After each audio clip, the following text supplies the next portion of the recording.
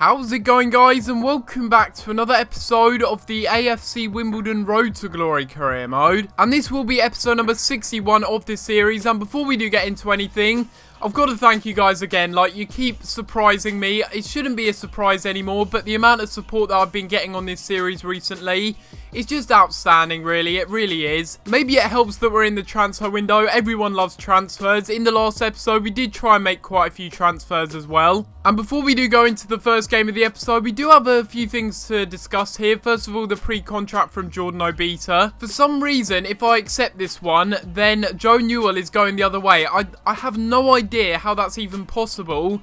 I haven't even included Joe Newell in any deal for Obita whatsoever. It's a pre-contract, you can't even do that. But for some reason, obviously the AI are trying to like scam me or something. I know Obita's a lot better than Newell, but still, he is my player. You can't just take him away from me. I'm offering him a pre-contract.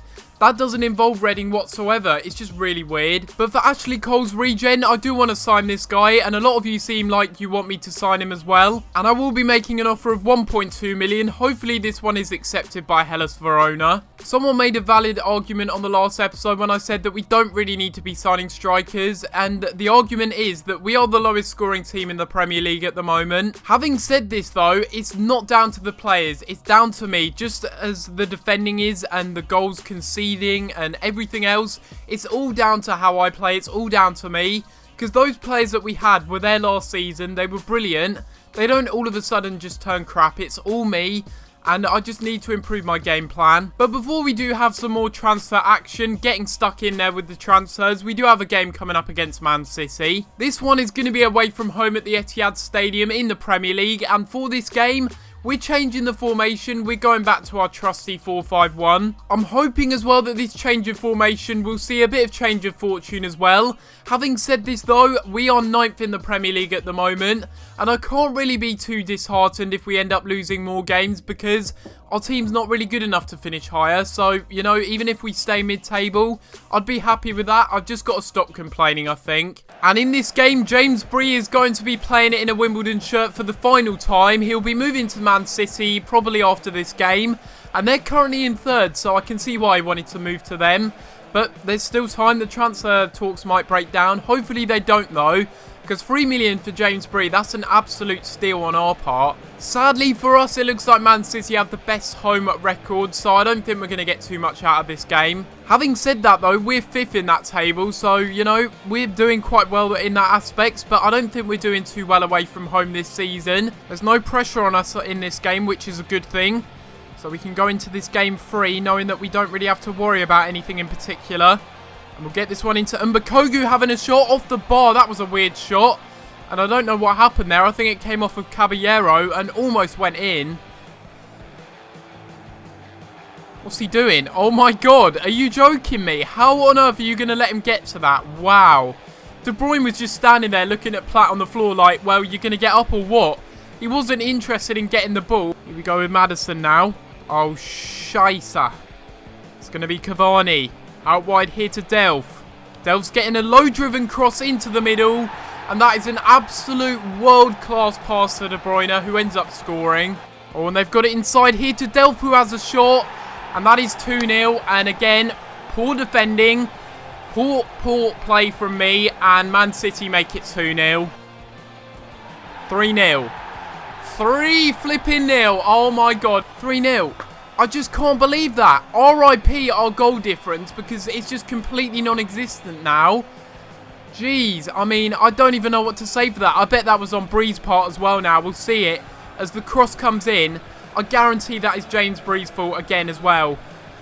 I don't even know. Like, how is he winning the header there? You shouldn't be allowing him to do that. Get it forward to Lockyer now. Out wide here for Maddison. And we'll try and cut inside. Maybe get 1 goal back. And we do get 1 goal back. And that does reduce the deficit a little bit. I mean, Jesus Christ. James Maddison has actually finally done something in a Wimbledon shirt. It's been a long time coming. He hasn't really played that well. But that is a very good finish. I've got to give it to him. On a scale of 1 to 10, I wouldn't say that that's the worst result in the world. Getting a 3-1 loss. It seems like really stupid me saying that. But Man City, they played well in the game. They had Lewandowski on the bench. Cavani was playing and Lewandowski was warming up the bench. Like, when that happens, You know that Man City just have a much better team than us. We actually have a transfer offer accepted, and it is going to be for Felix Pazlak from Dortmund. And I kind of view this guy as sort of a replacement for James Bree. It's either between him or I think the Hearts defender, the right back. Can't quite remember his name, but we're going to give this guy a contract, 5-year deal. And now we are going to be having a bit more player training here. Hopefully we see some growth from this session as well.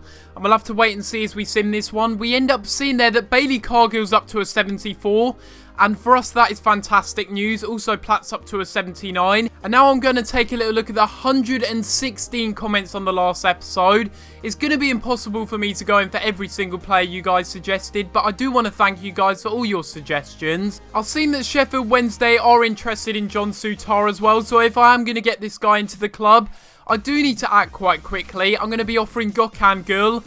And then I'm going to go ahead and offer 2 million on top and hope they do accept this one. So Man City have indeed signed James Bree for 3 million.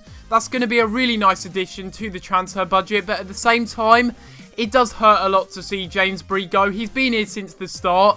We've made a really nice profit on him. I think we bought him for 300,000 plus a random right back. And now he's moved on to Man City. That's just awesome. And now that he's been sold, I will go ahead and accept the pre-contract offer for Jordan Obita. He'll be coming in for next season. And I don't know what will happen to Joe Newell if I accept this. But I'm going to accept it anyway, because regardless of whether Joe Newell leaves or not, this guy would be a massive improvement. Holy crap. I counter-offered, just as a random one, for Lee Lucas for 30 million. And they've accepted it. Jeez. That is unbelievable. I did not expect that whatsoever. It looks like Lee Lucas is going to Marseille if transfer talks don't break down. That is going to change a lot. That is going to change absolutely everything. All of the transfer targets we're going in for is going to change that. It's just, oh my god, I can't believe it. We signed him for free as a glitch player, and now it looks like he's going to be leaving the club. And we would have made a 30 million profit if he's going to go. And another interesting one is for Jerry Mbakogu. And Cole have offered double his valuation currently. And I'm not sure if I want to accept this. Again, I wouldn't mind selling him, but only if we get the right price for him. I'm going to counter offer again 16 million. I'm going to stand my ground on this deal. I mean, this transfer is going to completely change absolutely everything. We're going to be making a lot of offers now that it looks like Lee Lucas is leaving the club for quite a few players. We're going to go in for Jamal Loza first of all. And I am going to offer Devontae Cole in a swap deal. I'm going to offer Devontae Cole plus 7 million and see if it does get accepted. And again, I'm going to make another offer for a player. This guy, Jacob Blythe, could be the answer to our problems. And once more, I am going to go ahead and offer 7 million plus Devontae Cole on top. I'm also going to make an offer for Watford's Sean Murray. He looks like a very good player and could be easily a first team player that I choose. And with Lee Lucas leaving the club as well, we do need to get a bit of squad depth in. And with the 30 million that we will get, which will turn into 37 million, we could get this guy on the cheap. And he would be a really good squad player. And again, we're going to offer for another player. This guy looks like an absolute brick shit out of a CDM. 91 strength. 96 aggression, good interceptions, fantastic interceptions. And if Lee Lucas does leave the club, this is the sort of player that I do want to bring in. Someone that's got a bit of brute force in midfield, someone that's not too scared to put his foot in. And I'm also going to be making another offer for Ishmael Kennedy. I'm going to go ahead and offer 3.8 million over his valuation. Plus, I'm also going to offer Gökhan Gül and Callum Patterson for 2.5 million. What an absolute bargain that is. And you look at his stats. Well, we will look at his stats when we can, which is when we do sign him. He is a lot better than James Bree. We sold him for 3 million and he's 2 ratings lower. Man, I'm so pumped right now. We've got a game against Coventry in the FA Cup. It's a round 3 replay game. And we will just sim this with the reserves. And let's go ahead and sim this game because I'm ultra pumped now. All of a sudden, even though we lost that Man City game, now that I've seen that news that Lee Lucas could be sold for 30 million, I really like the guy, don't get me wrong. But that's just got me pumped. That really has. We get a 2-0 win from that game. Nate Smith, the Scottish CDM that we got from the Youth Academy scores. And also Devontae Cole. Joe Newell is out for 2 months. Okay. And I don't know why that's telling me that twice. Yeah, okay. I already knew from the first email. Lots of emails now. We have a transfer offer accepted again. And this one is for John Souttar. How much are we paying again? 2 million plus Gökhan Gül. I can deal with that one absolutely fine. He wants 25 grand a week. A little bit annoying, but we'll give that to him. A 4-year deal as well. Again though, one thing that I have noticed, which could be a bit of an issue, is that I've offered Gökhan Gül in a swap deal, which I've offered for John Souttar as well. That's my fault. That's a bit of a dirt move from me, but you know, we'll give this guy a contract anyway. And then I guess we can decide between the two. And there we have it. I think that is going to be Lee Lucas being sold to Marseille for £30 million after we signed him on a free. Why on earth Marseille went in for him for £30 million? He's good, yes, don't get me wrong. And he was probably our best player in the side, but he's not worth £30 million, no way. Yeah, you're not okay to play Lee Lucas because you're being sold. Jeez. How on earth have we got £30 million for him? I still can't believe that. And a lot of emails here. We have quite a few ones indeed. ADO Den Haag said they're willing to pay 6.5. They're just taking the mickey. All of these other teams, though, we have a transfer offer accepted from Kievo. Again, this time for Strandberg. This guy is going to be some talent. I'm telling you that. He looks incredible. Has potential to be special. He's going to be one of the better regens I think I've ever had in career mode. I genuinely want to make that statement. I mean, the fact that he's got that high potential, he must be pretty good. We'll give him a contract. And again, we have some contract offers accepted. One for Jack Wolford, one for Felix Pazlak. I don't think I will go in for him. I'm going to try and go in for Callum Patterson instead. We'll sign him. And he's going to be our first signing of the window. And we'll also bring in Jack Wolford as well. We'll train this guy up. I'm sure he will be a good player for the future. I mean, you think about it. We've sold James Bree for £3 million. We've brought in Callum Patterson, who looks a lot better. Much better. Although, I think I need to train his defensive stats a little bit. But mentally and physically, this guy is miles ahead of Bree. He is leaps and bounds ahead of him. It's a bit weird that he can play as a striker as well, but I don't know. I have no idea about that.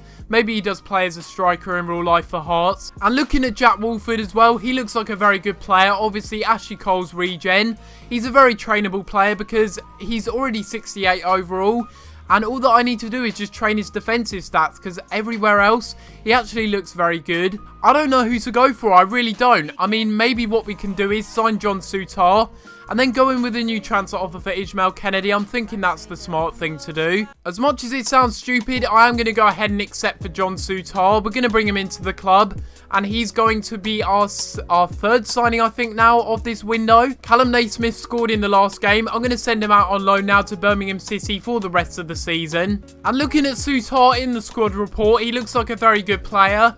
We'll take a little look at his stats now. He's a very well-rounded CDM. He's got good strength. He's got, well, very good ball control and dribbling as well. Again, he's not an outstanding player, but he's still very, very good. And he's certainly a player for the future. He can also play as a centre-back as well, which is very useful. And this is how the team will look going into the next game of the episode, the second and final game of the episode against Leicester. And we're going to be trying out some of the players in this game that we did recently sign. Players like Patterson.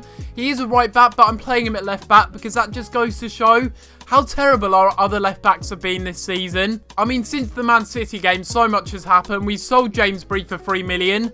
And then we sold Lee Lucas for £30 million. I just still can't believe that they paid £30 million for him. He's not even worth that amount. Nowhere near it. And looking at where Leicester are in the league, they're really not doing too well this season. The worrying thing is they're only 10 points behind us, which is basically 3 losses. And they're in the relegation zone. That's a bit of a surprise considering in real life they're actually first in the Premier League. And you look at those, the 2 Scottish debuts in this game. We bought, obviously, John Souttar for £2 million. And also, we bought in Patterson for £2.5. Very good business there, in my opinion. Oh, it's here to John Souttar early on in the game. Maybe he can get a goal on his debut. Or pass it inside and get an assist. It's Mbakogu now having a shot. And it's a really good shot. And yes, that is the start that I wanted to this game. Mbakogu does score. Thank the Lord for that. John Souttar with a nice little ball there, creating the space. And that is a really good finish by Mbakogu. Finally scoring. Finally getting the chance to score. Yes, there we go. Mbakogu, play it in again. And one more time. We're through on goal, I think. And it's going to be Orsic having a shot. And it's hit the bar, I think. Or the post. Why do I keep saying bar instead of post? I don't know, but that is a good opportunity. But a good save by Schmeichel. Now Drinkwater to Mane. Back into Conte. And back through. Oh, no. Yes, we've got a bit lucky there. Mane does miss a really good opportunity and should have scored that. Now Kramaric getting it into the middle. Please save that. Yes. We've got to hold on to this win. We need a win. And, you know, a draw's not going to cut it in this game. That's a good save by Sears. There we have it. We end up getting a slender 1-0 win here against relegation fighting Leicester.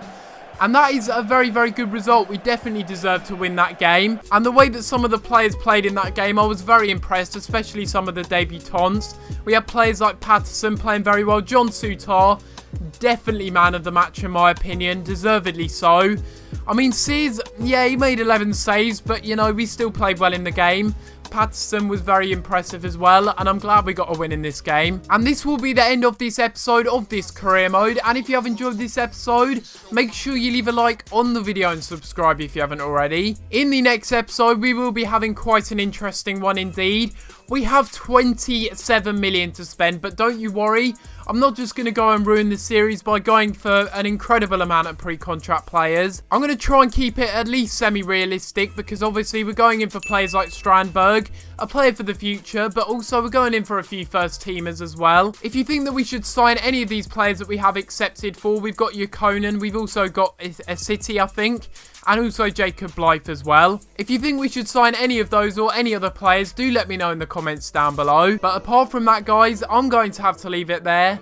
And I'll see you next time for another video. Thanks for watching.